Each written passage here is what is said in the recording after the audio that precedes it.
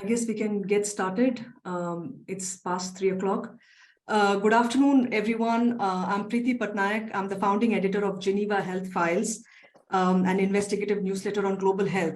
Welcome to this event on licensing and access to health technologies, organized by Salud por Derecho, the Right to Health Foundation, and Health Action International. Today, the authors of the report will present their findings, and we'll also learn from them the wider context unfolding around us, particularly with respect to intellectual property and technology transfer. There's a fair amount of granularity in this report, and I welcome our audience to refer and read the report. Before I get to the introduction to the panelists, I just wanted to set the ball rolling in terms of the context around us, especially as far as tech transfer is concerned. It has been, of course, discussed almost in a near ubiquitous manner across the WTO, in the TRIPS waiver discussions, in the ongoing discussions on the pandemic accord, and also within the EU in the context of the Health Emergency Preparedness and Response Authority. And we must also recall the long held promise of the TRIPS agreement that, of course, protects intellectual property, but also promises technology transfer and dissemination of technology. But this hasn't happened because the incentives favor patent owners and que no hay suficientes. So in this event, we'll really hear about the obstacles and opportunities in technology transfer. We have the following plan for today. The authors will present a report. We'll also listen to HAI on licensing and issues around CTAP. And we have an expert joining us from Geneva's Graduate Institute. And we also have a speaker from People's Vaccine Alliance.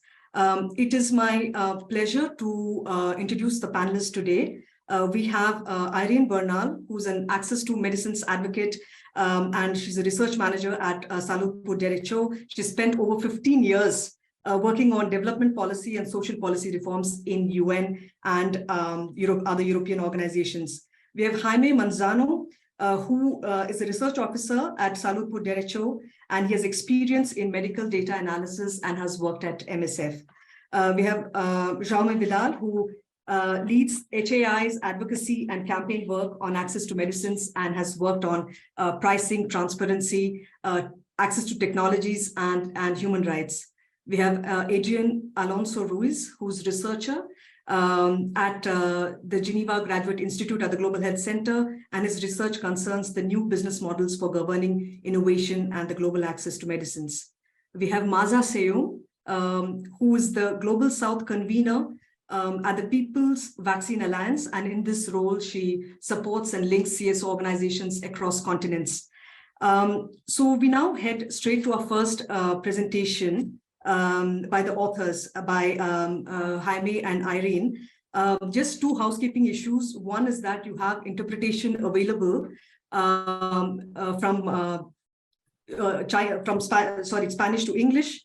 And I also welcome our audience to put in their questions in the Q&A. We try to get to that after our session on the Q&A, or else we'll certainly try and get responses to your questions from the authors. Over to Jaime.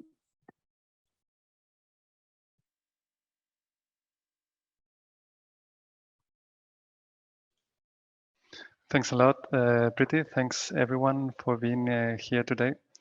I will share now the slides. Just as a matter of introduction, I will be speaking on the general context and the methodology of our research. And then my colleague Irene will continue with the results and recommendation. We'll be doing this first part in English, but the Q&A will be in Spanish, all our answers. So as a reminder, as Preeti says, please use the interpreter option. I guess everyone is seeing now the correct screen. If not, please let me know. First of all, what we need to understand about this context is that PROs, or publicly funded and supported research organizations, are key players in the biomedical research ecosystem and are usually at the origin of important health technologies. Frequently, the result of this publicly funded research is transferred to the private sector, and therefore the capacity to control critical issues such as price setting or management of intellectual property is therefore lost. So what appears to be critical is the governance of medical knowledge aimed at protecting and fulfilling public interest, taking into consideration always what's the public return and public risk taken.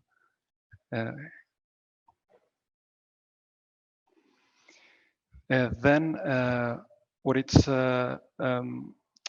the strategies that are designed by public research institutions with regards to the management of this biomedical IP is considered and is known to have an impact on the downstream access and dimension of health technology.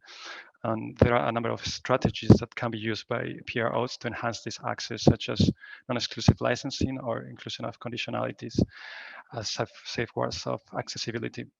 Well, we know that during COVID-19, we have seen a dimension of global access inequity of health technologies. And in order to alleviate these inequities, several initiatives to improve access conditions were launched.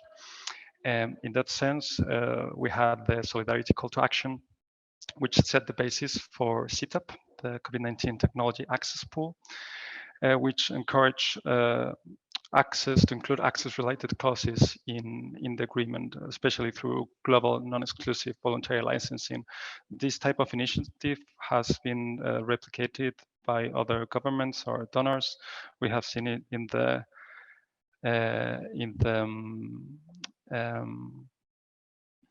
the European Commission temporary framework for funding COVID-19 related R&D. We have seen it also in the CEPI's request for funding recipient vaccine developers to grant equitable access and ensure technology transfer processes in an effective way. And we have seen also that in the academia context. Which, for instance, we have as an examples the COVID-19 Technology Access Framework or the COVID-19 licensing guidelines by the associations of university technology managers. However, we had a lot of initiatives, but what impact these initiatives had and what barriers at the end. So at the beginning, we saw that Jaime, sorry to interrupt. I think your slides are not changing. We got a message from the listeners here. Oh, I'm sorry. Please let me know if you see now. Yes. Yes. Yeah. And now it is a matter of sharing the screen now that is all. You should be seeing it now, full screen. And yes, we do. yeah. Okay. Sorry about that. It was a problem of sharing different screens. So I was speaking on the context that we have seen all this initial support of diverse institutions and stakeholders, including public research organizations, for all these pandemic-related initiatives. But at the end, what we have seen is that there was a lot of issues in the implementation and fulfillment of public commitments, as we have seen the CTAP initiative, for instance, in which only 2 public research organizations from 2 countries of the 43 that had officially endorsed the initiative concluding license agreement with CTAP. In that extent, we thought it was worth asking what barriers public research organizations face when attempting to engage in technology transfer to multiple stakeholders through non-exclusive licensing or contributing to pools of patents and other data sharing mechanisms. When doing the review of the literature to investigate what the determinants of licensing strategy was, we saw that there were a number of strategies that institutions could select from with various degrees of exclusivity, and that there were a number of factors that could influence that strategy picking. For instance, we saw that the nature of the invention, the type of licensee, as well as capacity of transfer units, communication, negotiation process, a number of things that you can find in the report could influence the licensing strategy. But for the biomedical innovation ecosystem, it is very patent that the sector that the public research organizations must navigate is an environment where exclusivity is the norm. In that sense, we tried to answer the question that you see in the screen, which is what are the barriers that PROs face when attempting technology transfer to multiple stakeholders under non-exclusive licensing and relying on pool of patents and or products, as well as data sharing mechanisms. So this is a brief note on the methodology.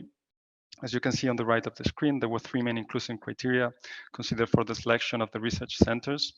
There was the geographical scope covering Latin America, Europe, Africa, and Asia. There was the percentage of public and or philanthropic funding, as well as the involvement in the basic or applied COVID-19 research, related research.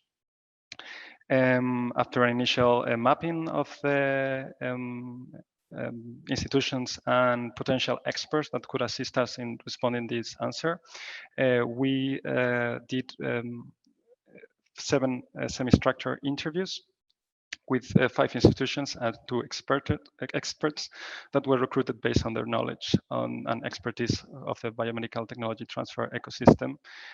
One limitation to mention of our methodology is that the sample size, this is a pilot study, but the sample size had an influence on the external validity, and also that the acceptance rate that we had from the research institutions stood at 20%. So that's something to have in mind, and that should be worked upon in the future. And now my colleague Irene will present the results of our research.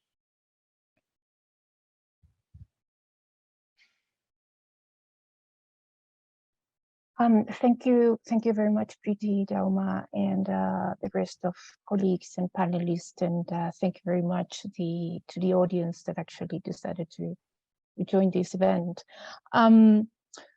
Well, I'm just going to go on not really very much deep into whatever is all the things that actually the results that we gathered and the results collected, because I mean we really don't have that time. You have the report, so you can take a look on it, and Jaime and myself will be more than happy to answer any questions via email, either today or later on. But really what we wanted to do today was basically to highlight the main results that we found out after asking these people, these technology transfer people. Actually, many of them working at the technical level, some of them working at political and also technical level, how to deal with this in a daily basis. Because we've been, from our experiences, we've been very much referred to technical and tech transfer offices to find many of these responses to the questions that we have. If there is, we have this assumption that that there is definitely an, oops, sorry, my camera was off. That we have this assumption to definitely that we do have this problem to share the knowledge, to share the technology of health technologies, but what is behind the scene? What is not functioning? What is the obstacles actually that actually make this blockage to go further on it? So basically, in terms of the questions to all the participants, we requested first of all, what are licensing strategies that you most of the time deal with it? Basically, the responses were, in that sense, were pretty much a pattern saying that decisions are basically made in a product by product basis.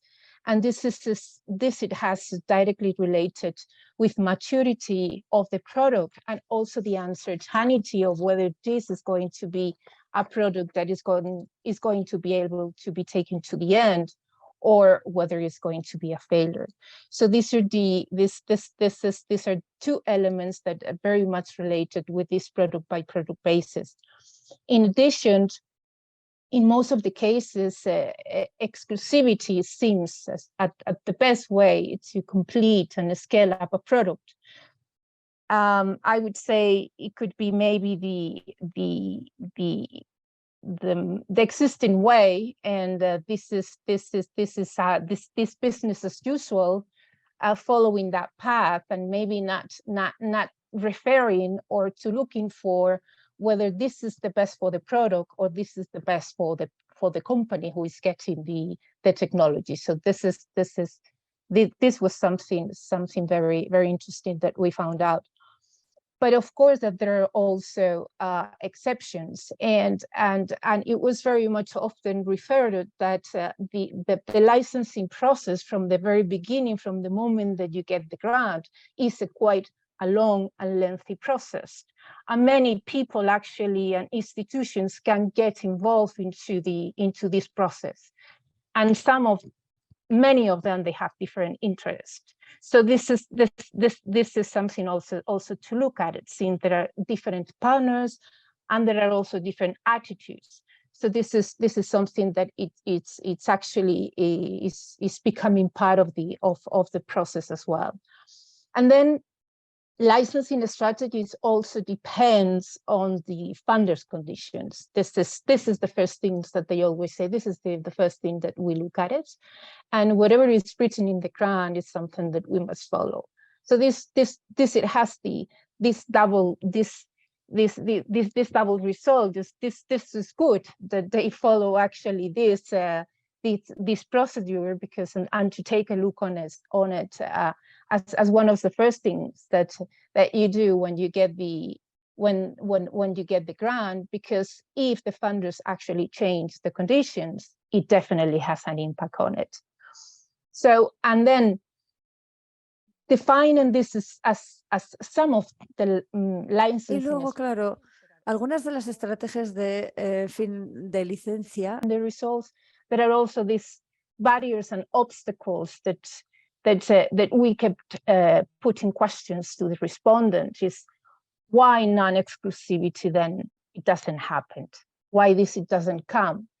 Then among many of the responses, some of them were because, I mean, we need the support from the team, and when we mean the team, we mean the researchers, we need the research institutions, the tech transfer offices, of course.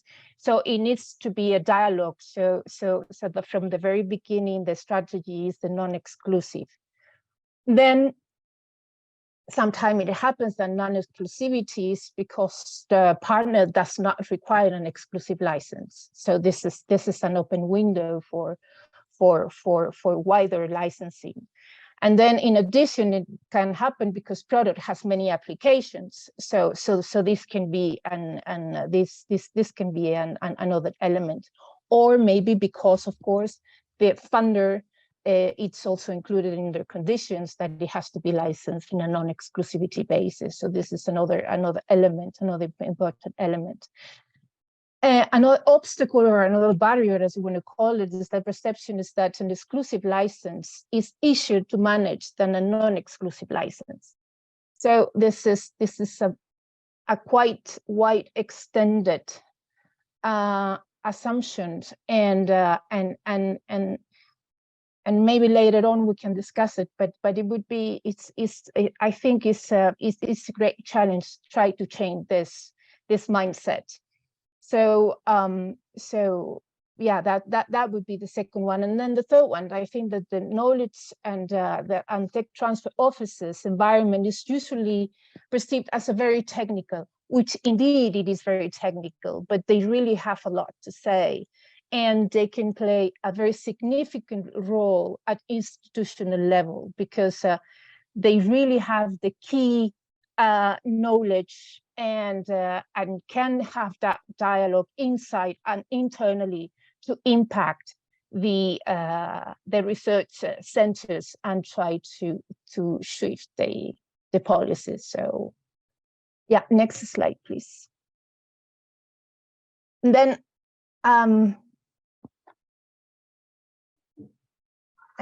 yeah, there we go. And then second, this regarding market dynamics, which is it's a quite often responses that we get when you talk with tech transfer offices, is that most TTOs they are embedded into this business model, which is adopted by pharmaceutical, but it's also adopted by the research centers.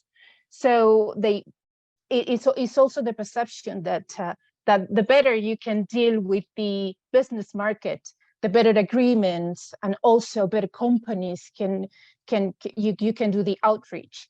So this is really this was something that it was quite often into the responses. And then in addition, we cannot forget that TTOs, they are results oriented and they are also market oriented, which is definitely definitely one of the drivers of it. It's the same like in the case of the patents and researchers. So it's very much interlinked.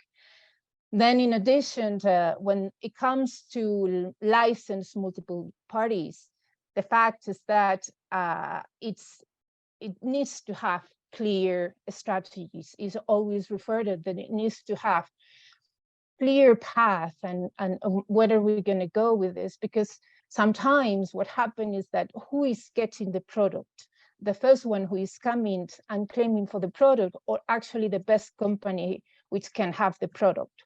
So you really need to know the ecosystem and the environment. And sometimes the perception is that we need more resources, we need more people working on this, and there we go. So, but in addition, what is also perceived is that this sense of semi-exclusive license is more feasible to carry on. So, yeah, next slide, please. Then regarding this market dynamics and how public interest can be incorporated to to this market dynamic, we had a quite a strong set of questions regarding this concept, and in every case, public interest is recognized as an objective to be achieved. So this is a very important and quite good starting point. In addition, access provisions is also perceived as a field that needs to be further developed. The question is how, and the question is to define what is the perimeter, let's say, or what are the limitations.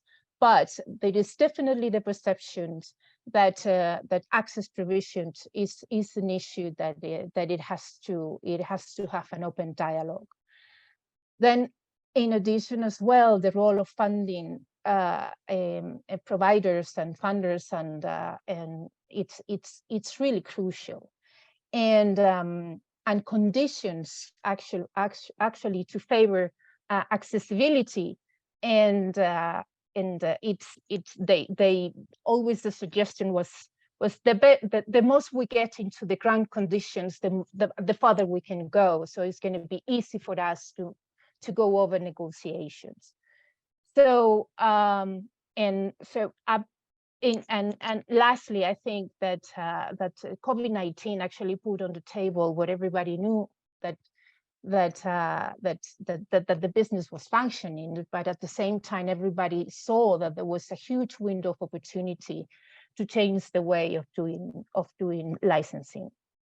Everybody knew how inequalities and on access to vaccines, therapeutics, and diagnostics, and so the perception is that there is a window that can change not only regarding pandemic situations, but can definitely be a change that actually can apply to many other diseases. So this is also these are also good news. Next slide, please. And I think my last one. So some of our recommendations would be to take a look deep into current licensing policies, but to take it to the political level, but taking into account also technical people that can really have an open dialogue and to build up upon their experience, because our sense is that there is really the vision that that certain things can be done, and there is margin for maneuver, would say. Then the fact is that public interest and social impact must be included into market dynamics. It will bring the need of indicators and process and to define the concept. But there is a scope and there is the willingness to work in that direction from our perspective. Considered as a political issue, as I mentioned, then the great role of funders that it is also perceived by the research centers that they really have a word to say in this, and then also to create incentives and initiatives that can definitely find the way for much more wider licensing processes. And we saw it with the pooling and the COVID and CTAP and other mechanisms. And you can use other incentives like other funding or specific funding or whatever that actually can be an incentive for research centers to move in that direction. So I'm going to leave it there, but I'm just going to just two final remarks that are not in the report, but we think is really important, is that these obstacles that we have identified, or barriers, whatever you want to call it, I think that they can be used to find this counter narrative, actually, that to change the way I've been doing during the last years, and to start doing things differently. I think that we can find allies there, and we can find people that they are very much willing to change certain aspects of the licensing process. So let's use this in our benefit. And then we are now looking to a pandemic treaty, which actually it has this tech transfer provision. So let's think on the narrative, try to change it and to build upon and to open this dialogue and to start from now to work with them, because I'm sure that in the future we can definitely get some benefits. Thank you very much. Thank you so much, Irene and Jaime. We just go over to Rama Vidal, who will talk to us about licensing and the COVID-19 technology access pool at WHO. Rama. Thank you, Brite. Thank you, Irene and Jaime. I'm going to share like a couple of slides. I hope it works. Para aquellos que lo deseen, hay la posibilidad de... For those who want to use it, there is an opportunity to listen to the simultaneous Spanish interpretation. There's a little globe icon, and it says interpretation, and you can choose the language.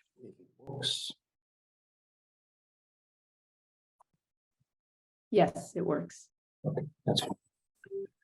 Okay, so I think that it's really interesting, the report that Irene and Jaime just shared with us, because it really tells us plenty of things that we knew, but there's also like new aspects that we have realized with the COVID-19 pandemic. I think that there is like a sort of landscape that is changing, where you have like old features that are being replaced by new behaviors, in the sense that it's very interesting to see like the practices that technology transfer offices in, let's say, universities or public research organizations have been conducting for the last, say, 10, 15 years, and how these practices are now under a much closer examination. We see that for the first time now there are serious discussion of policies really focused on transfer of technology.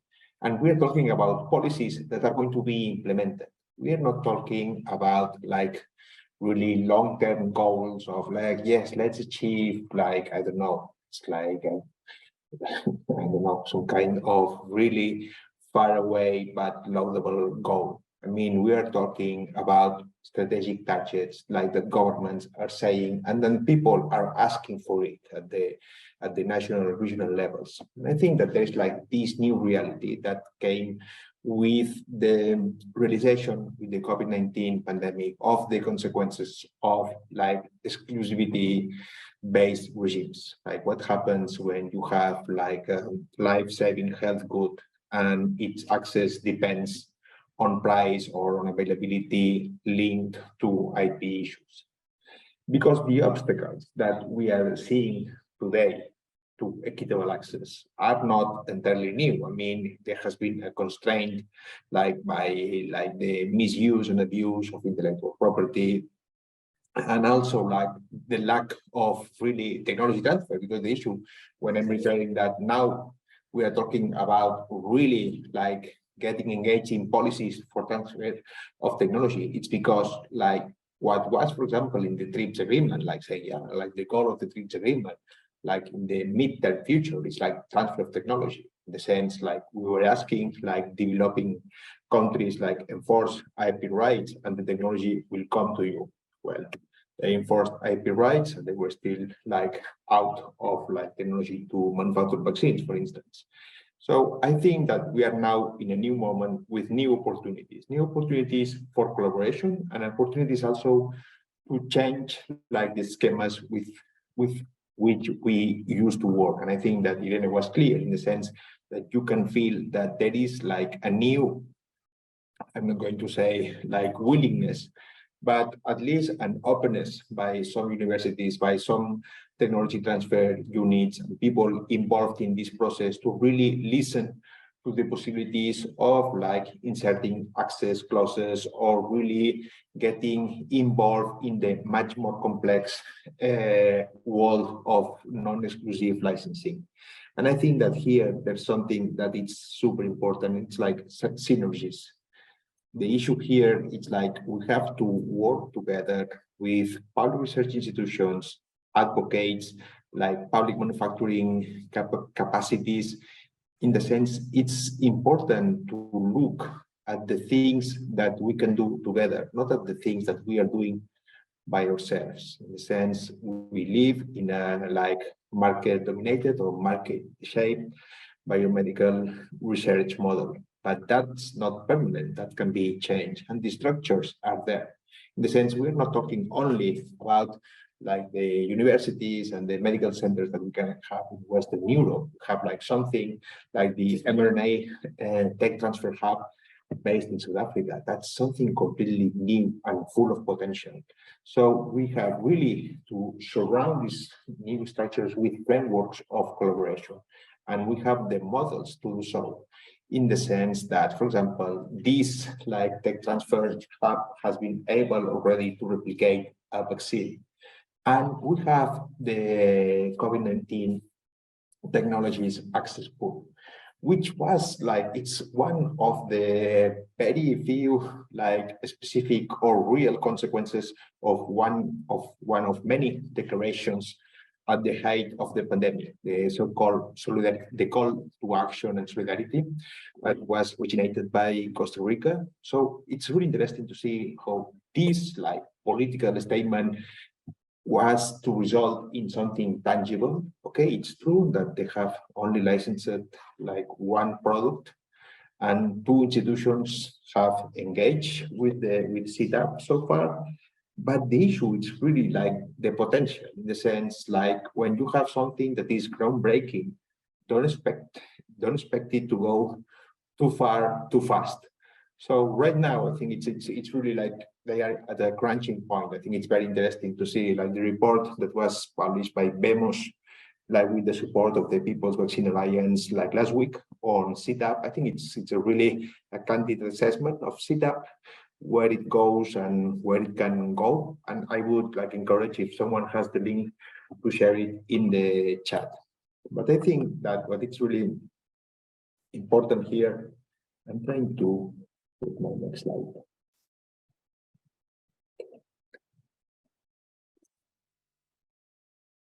It's like the way forward. And I think that there are like 3 issues which are really important that to bear in mind. First, what we were saying, like consequences. I mean, it's not, I mean, I know that you have been talking about not working in silos for 20 years, but I think it's important to start realizing that we need to engage with our colleagues in the scientific areas. We have to work with grassroots organizations. We need to engage with local and national public officials.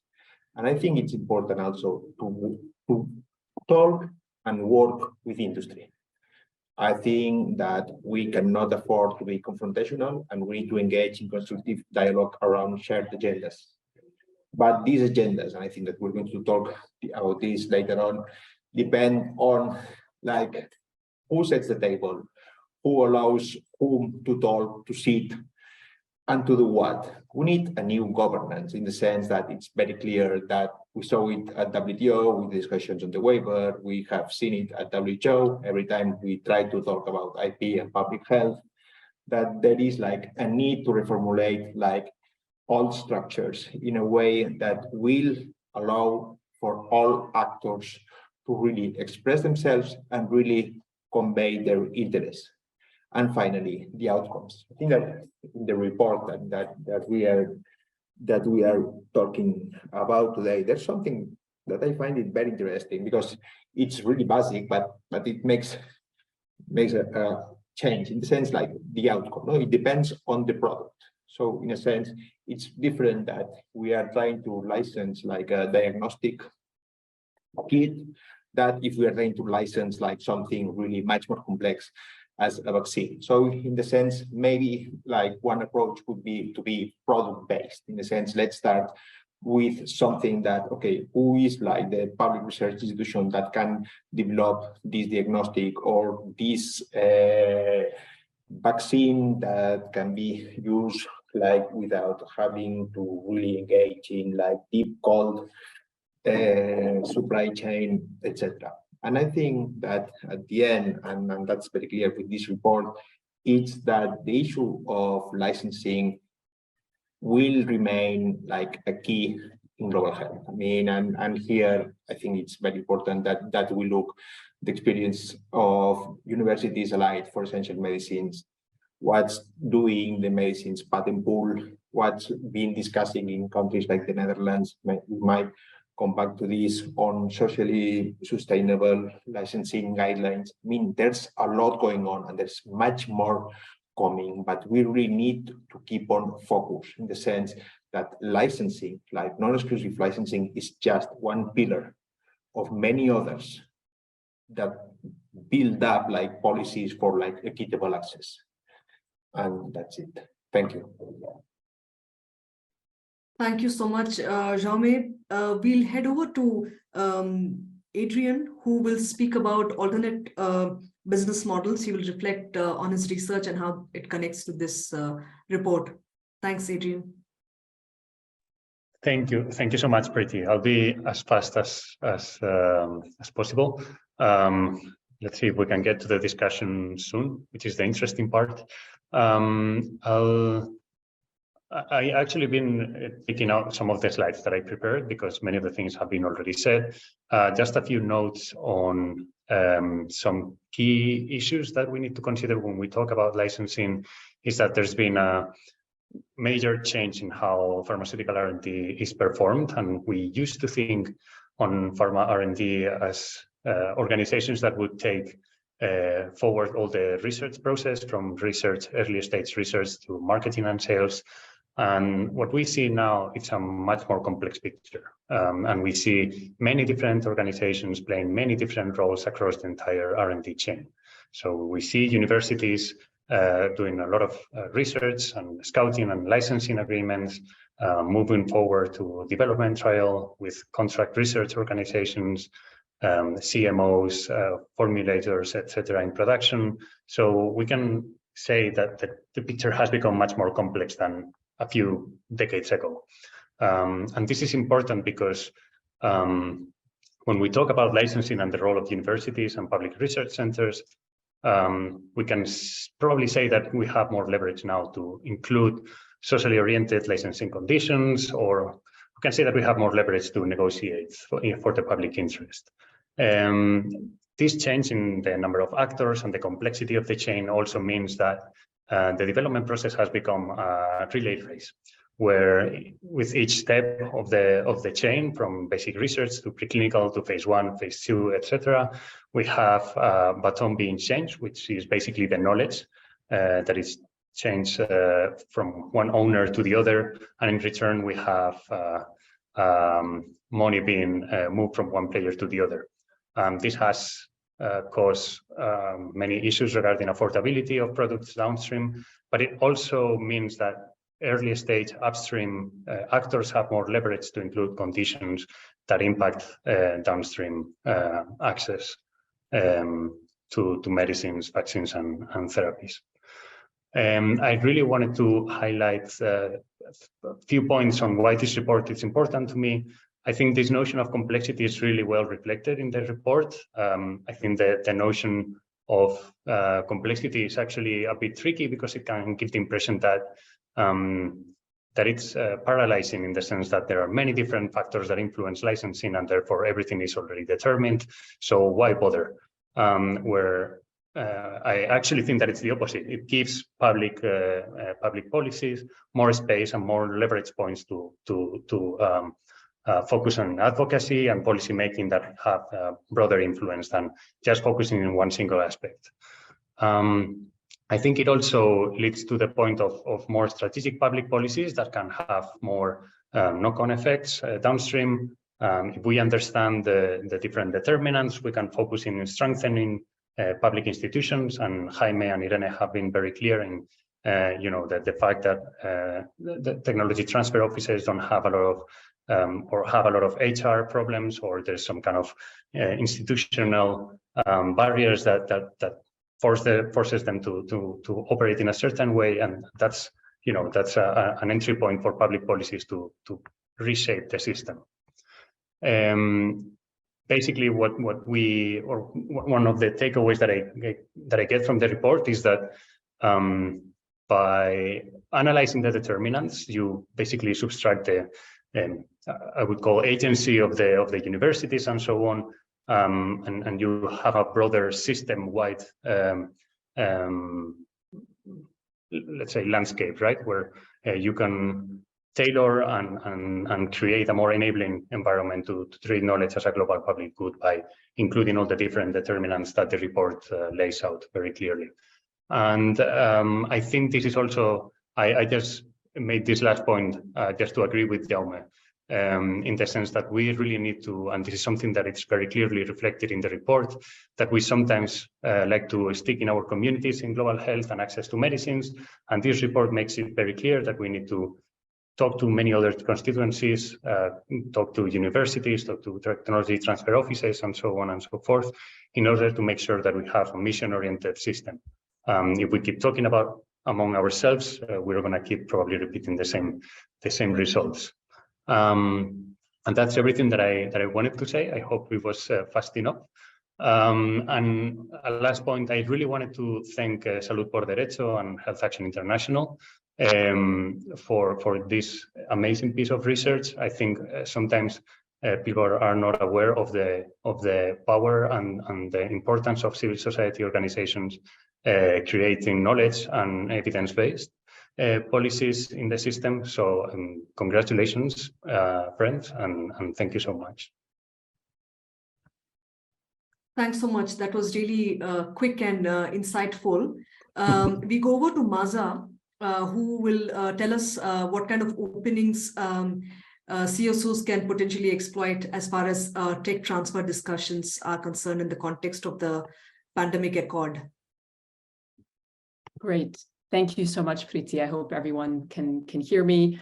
Firstly, as Adrian had said, I really would like to thank Salud por Derecho and Health Action International for this great report, and also for including the People's Vaccine Alliance in this important discussion.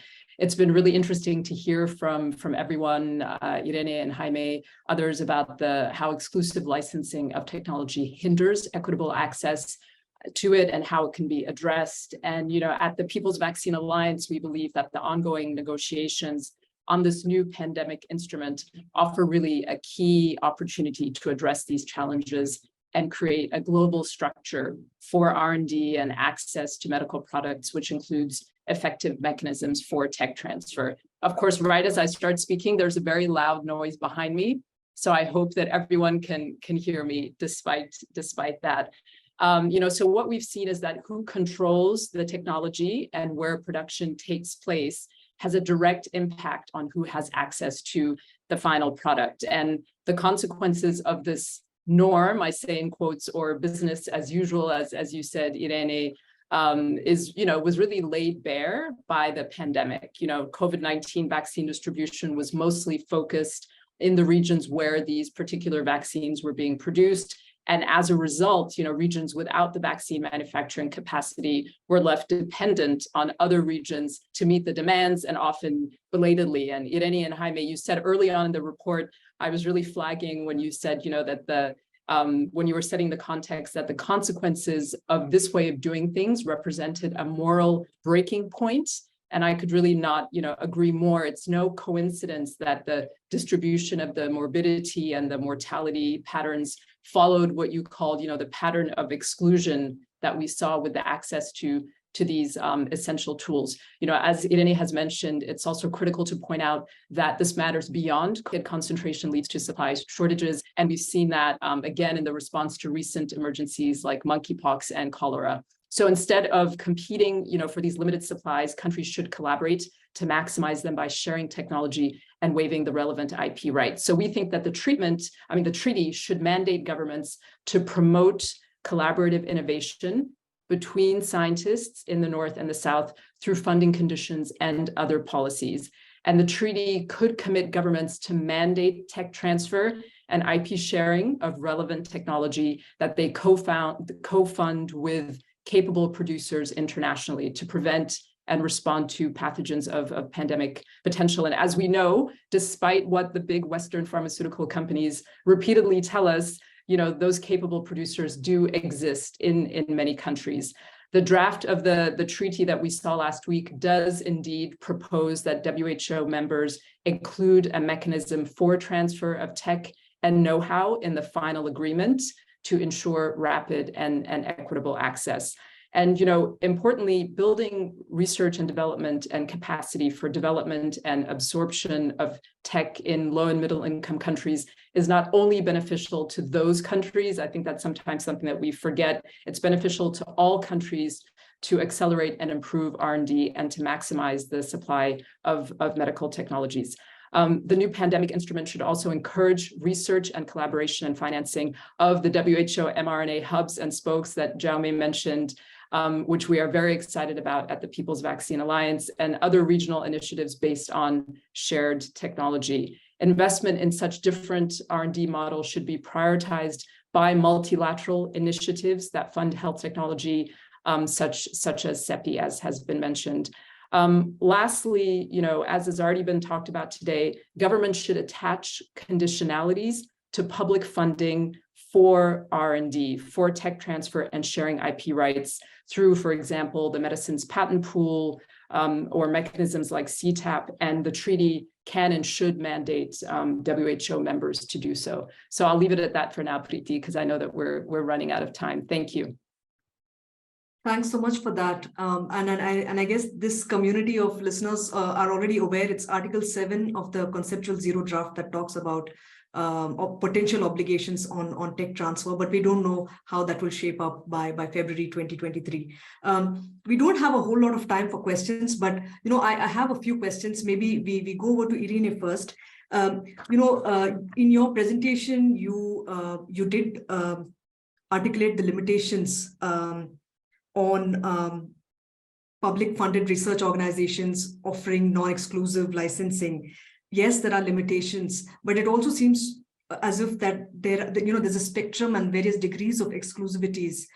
So what do you think are some of the low-hanging fruits in terms of making technology more accessible, given the kinds of licensing arrangements that exist already?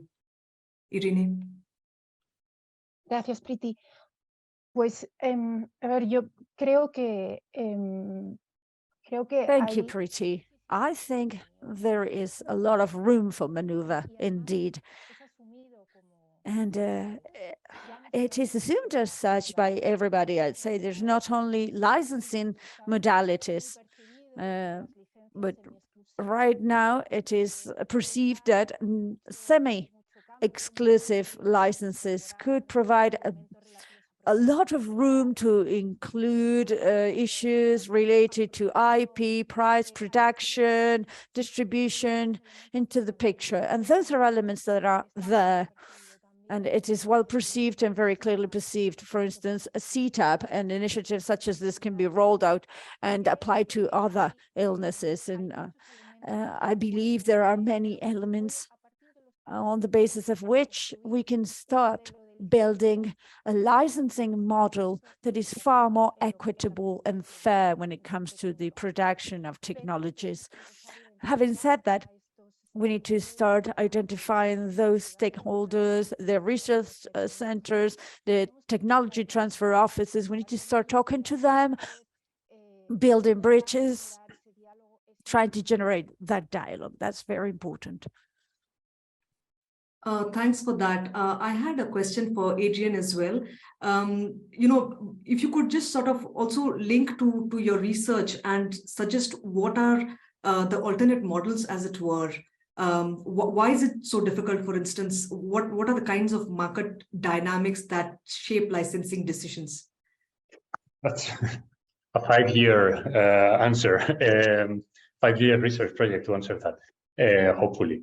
I'm going to refer back to the report, actually, Yes. and I think some of the barriers or the determinants that they identified were basically very useful to understand why alternative ways of doing R&D are difficult to sustain or to propose. And it's because we have a system that is basically oriented to behave in a certain way. And unless you create the incentives and you train people to operate in a different way, it's very difficult that, organizations just emerge out of the blue. Of course, we have well-known examples, and we have DNDi as a very good example. We have some public or state-owned R&D institutions that have been able to carry out research and development and develop very impactful tools, such as in Cuba, but also in other countries. I think,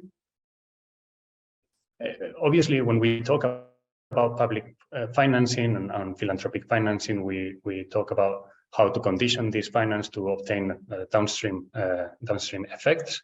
But we also need to understand all other determinants, such as regulatory, manufacturing, but more organizational ones, like what are the norms that operate within a certain organization that makes it render the results that it has, no? So not an easy answer. I would like to use an example of what an alternative business model would be, and it's the example of AMR, for instance, where we might be seeing smaller organizations, mostly small and medium enterprises, trying to come up with different, with new antibiotics, but with not sufficient pull mechanisms that makes them survive. We have push mechanisms, push funding with certain access principles that might be useful to have downstream effects, but without downstream policies and support from the public sector and philanthropic sector, it's going to be very difficult to sustain that in the future. So you can have the principles in place at the very beginning of the chain of development, but if you don't develop something at the end, it's going to be tricky to sustain this in the long term, if that makes sense. Thank you so much. I just had one last question, and it's to all our panelists. I don't know, or maybe one of you would like to take a stab at it. The report sort of calls for equitable access provisions to be drafted, but could you sort of share from your collective expertise how such a provision can look like. Let's say hypothetically in the pandemic accord. Jaume, you spoke about the mRNA hub, but things are not still straightforward about how the hub will actually be able to share and license and so on. But so how do you think some of these provisions could look like? Maza or Jaume? Yes, I will just read like the question Commissioner Childs from the NDI just shared in the chat, in the sense that the zero draft from the intergovernmental negotiating body for the pandemic accord, there's like an Article 8 that really seeks to really get like specific wording on like guidelines and norms, including conditions on public financing of R&D. So it's clearly like one of the ways that we can advance the issue is there. We have also good discussion going on at the European level with HERA. How can we make HERA like closer to ensuring public return? But I think it's really, and with the tech transfer hub as well, it's really everywhere all the time. Maza, do you want to come in on this? Just to say that, yes, those conditions are really essential, yeah, especially given what we've seen in the case of a situation like Moderna, where they received, the 10 billion in public funding and then ended up charging with 66% of, net profit margins. So those conditions are essential, and we really hope that we see those. Thanks, Priti. Thanks a lot. We are almost at the end of the hour. So I will hand over to Jaume, and maybe there is potentially some participation from the audience. Thanks so much.